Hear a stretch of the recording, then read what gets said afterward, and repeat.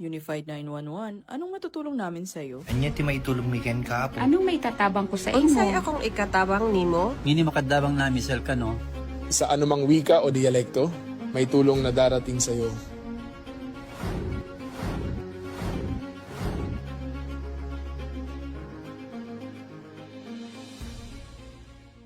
Lilingkod sa bawat Pilipino at magbibigay ng tamang impormasyon para sa tahimik at maayos na Pilipinas. Police News Network, alagad ng batas, tagapagtaguyod ng balitang pulis, sandigan ng mamamayan, patnubay ng katotohanan.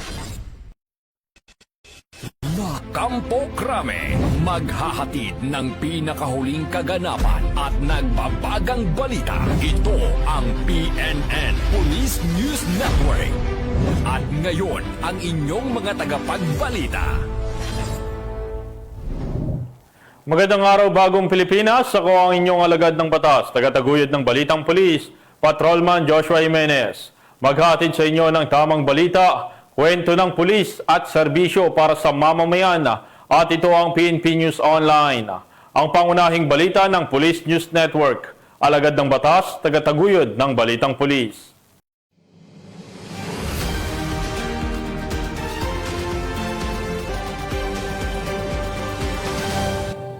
Narito ang mga balitang dapat nyong abangan. Sospek sa pagnanakaw ng mahigit 2 milyong pisong halaga ng alahas, arestado sa Cebu City. DILG inirekomenda sa palasyo ang permanenteng pagtatalaga kay Police Lieutenant General Nartates.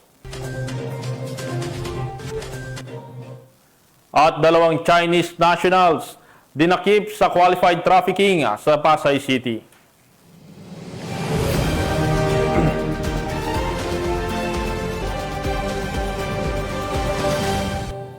Narito ang mga balitang hatid ng ating PNN correspondents mula sa iba't ibang panig ng bansa.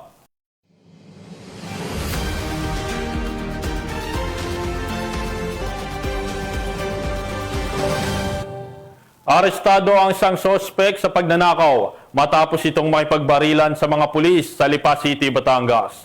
Nakatutok dyan si Patrolman Joshua Cruz. Arestado ang isang sospek sa pagnanakaw matapos mauwi sa barilan ang pagtugis ng mga pulis ng Lipa CCPS noong Miyerkules na madaling araw.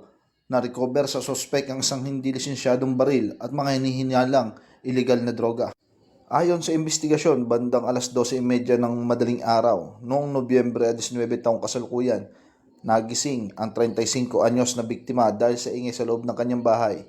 Nang tingnan niya, nakita niya ang sospek na gumagala sa loob, dahilan upang humingi siya ng tulong. Tumakas ang sospek sa pamamagitan ng pagtalon mula sa bintana, ngunit naiwan nito ang isang Apple Watch na nagkakahalaga ng 15,000. Mabilis namang rumisponde ang Mobile Patrol Unit ng Lipa Component City Police Station sa pangunguna ni PSSG Co at Police Corporal Aguilera matapos makatanggap ng deskripsyon at direksyon ng pagtakas ng sospek. Na-locate ng mga pulis ang sospek sa kalapit na barangay Ludlod.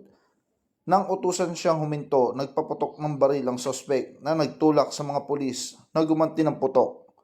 Tinamaan sa mga binti ang sospek, dinakip at dinala sa ospital ng Lipa para sa medical na atensyon.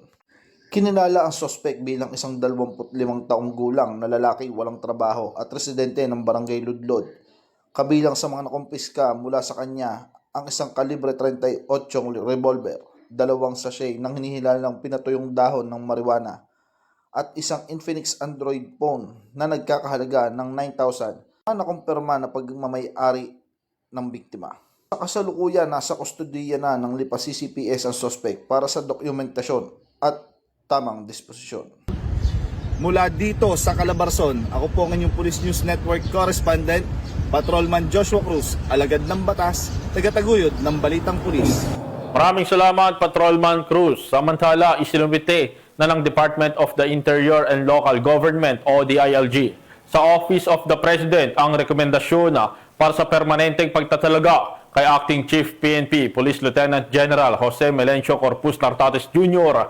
habang tiniyak naman ng National Police Commission ang kanilang buong suporta sa opisyal habang hinihintay ang final decision mula sa Malacanang. Nakatutok dyan si Patrolwoman Faye Octaviano.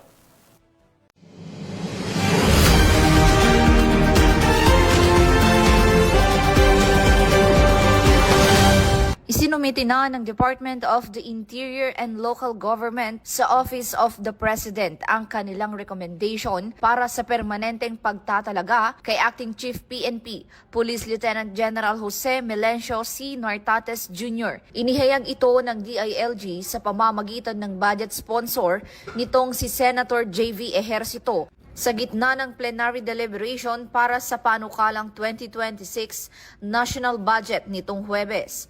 Ayon kay Lacson, maaari namang italaga bilang full-time PNP chief ang isang opisyal kahit pa may 3 bituin lamang tulad ni Police Lieutenant General Nartates. Samantala, tiniyak naman ng National Police Commission ang kanilang buong suporta kay Lieutenant General Nartates habang hinihintay ang desisyon mula sa Malacanang.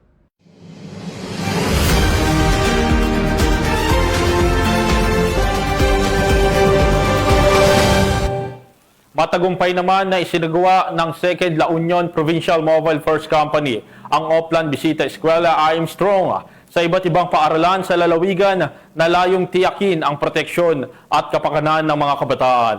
Yan ang balitang hatid ni Police Corporal J.R. Del Mendo.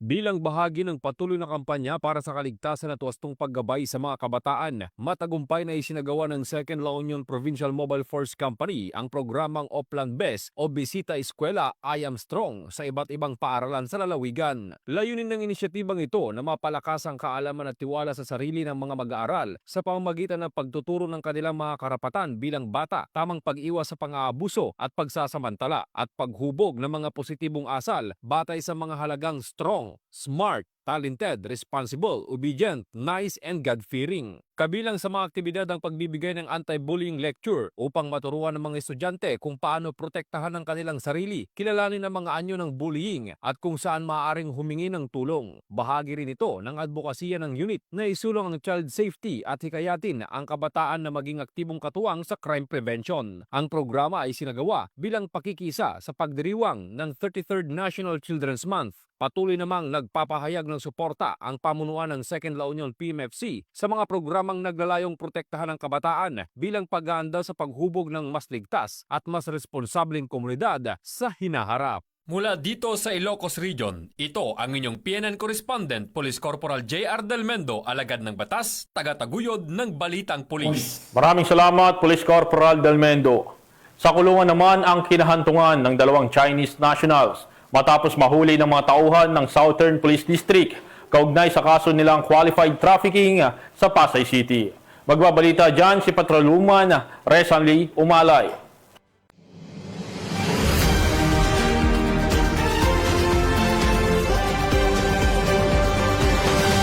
Dalawang Chinese national ang inaresto ng District Special Operations Unit Southern Police District kaugnay sa qualified trafficking sa Pasay City nito lamang Lunes, Nobyembre 17 taong kasalukuyan. Kinilala ang mga sospek na sina alias Shoei, 33 anyos at alias Lau, 32 anyos, na nahuli bandang alas 3:30 ng hapon sa ika-6 na palapag ng Nasdaqi Building. Pinangunahan ang operasyon ng Unit Southern Police District, katuwang ang District Intelligence Division ng DMFB at ang Women and Children Protection Section ng Pasay City Police Station.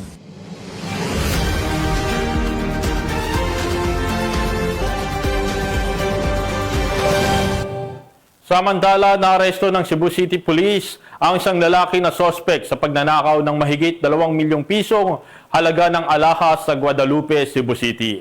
Alamin ang detalye ng report mula kay Patrolwoman Judith Nicanor.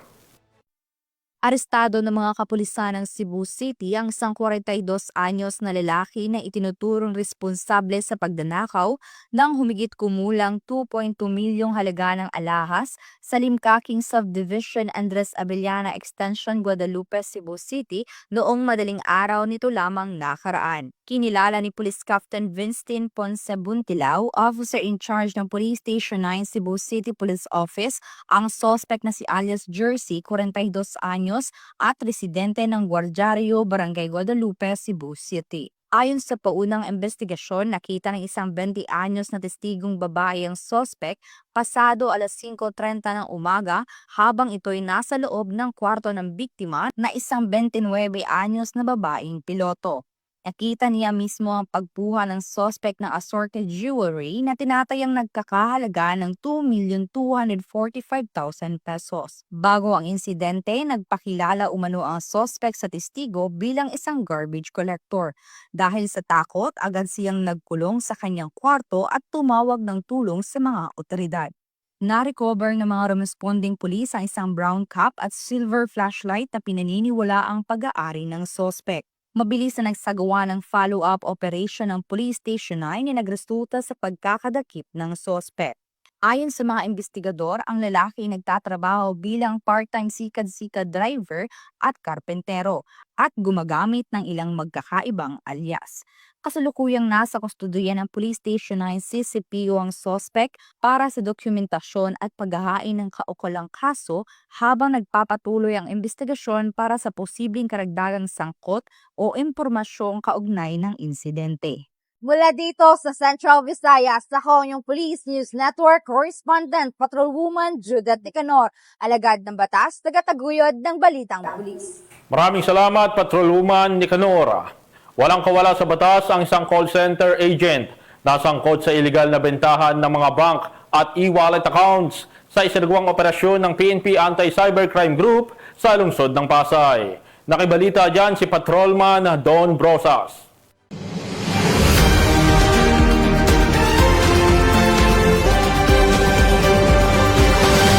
Dinakip ng Philippine National Police Anti-Cybercrime Group ang isang call center agent na sangkot sa iligal na bentahan ng mga bank at e-wallet accounts sa isinagawang entrapment operation sa isang hotel sa Pasay City.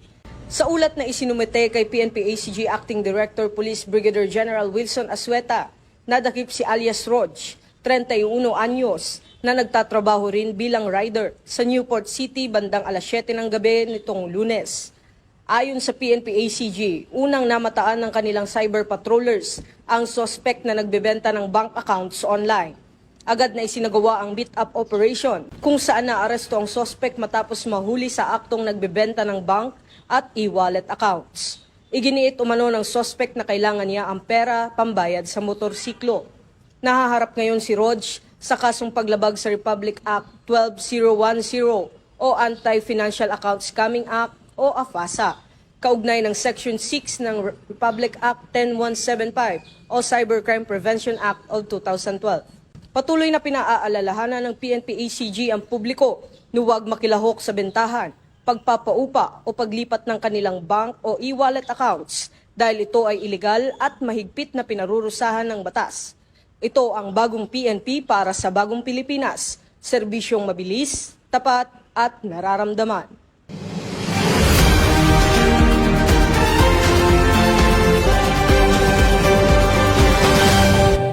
Samantala sa pagpapatupad ng PNP Focus Agenda on Active Community Support, namumukod tangi ang Police Station 16 ng NCRPO sa pagpapakita ng malasakit sa komunidad matapos bayaran ng kanilang station commander ang piyansa ng isang babaeng naaresto na nagpanumbalik ng kanyang pag-asa at pagkakataong makasama ang kanyang anak. Yan ang magandang balitang hatid ni Patrolwoman Ara Cassandra Concon.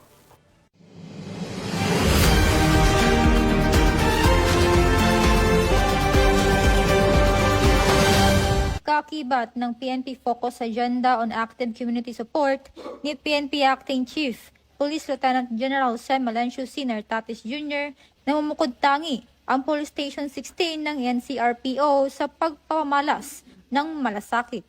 Pinangunahan ni Station Commander Police Lieutenant Colonel Jemer C. Tubiara ang isang hakbang na nagbigay pag-asa, isang babaeng minsang naaresto sa paglabag sa Section 48 ng Republic Act 9003. Noong ika-12 ng Nobyembre taong kasalukuyan, bumisita siya sa istasyon upang magpasalamat. Ako po si Jackie Lo Samson Sabado. Ako po ay taos-pusong nagpapasalamat kay Sir Jemer Tubiara na siyang nagbigay po ng tulong upang ako ay makalaya. Maraming salamat po Sir Jemer Tubiara sa inyong tulong upang ako ay makalaya. Kung hindi po dahil sa inyo sir, wala po ako ngayon sa labas. Hindi ko at kapiling ko lang po ang aking mag-ama. Maraming salamat din po sa mga pulis sa P16 Pasong Putik. Maraming salamat po sa inyong kabaitan sa akin po at lalong-lalo na po sa aking anak. Maraming salamat po mga ma'am and sir. Much appreciated. Thank you po. Have a good day. Ang tunay nagpanumbalik ng kanyang pag-asa ay nambayaran ni Lieutenant Colonel Tubiara ang buong piyansa nito. Tiniyak ang maayos na pagproseso ng paglaya at naibalik ang pagkakataon niyang makasama ang anak. Ang simpleng gawi na ito ay nagpapakita ng malasakit, pagpapahalaga sa dignidad at prinsipyo ng restorative justice. Ayon kay Police Lieutenant General Nartates, ang ganitong uri ng malasakit ay sumasailalim sa tunay na puso ng pulisya na maghatid ng tunay na pag-asa.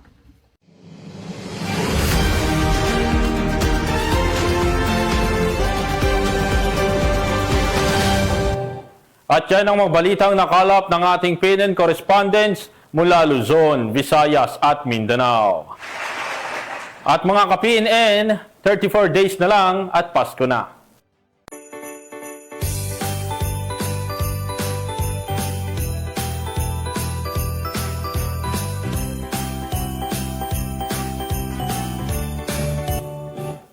Sa ngalan po ng pamunuan ng Philippine National Police, sa pangunguna ni Acting Chief PNP, Police Lieutenant General Jose Melencio Corpus Nartates Jr. at sa pamumuno ni President Ferdinand Bongbong Marcos Jr. Kami ay maglilingkod sa bawat Pilipino at magbibigay ng tama at balanseng balita. Mula rito sa tanggapan ng tagapag-ugnay ng Pambansang Pulisya, kami ang inyong alagad ng batas, tagataguyod ng Balitang Pulis. Ako po si Patrolman Joshua Jimenez. Maghatid ng tamang balita, kwento ng pulis at serbisyo para sa mamamayan at ito ang PNP News Online. Ang pangunahing balita ng Police News Network at ito ang bagong PNP para sa bagong Pilipinas. Serbisyong mabilis, tapat at nararamdaman.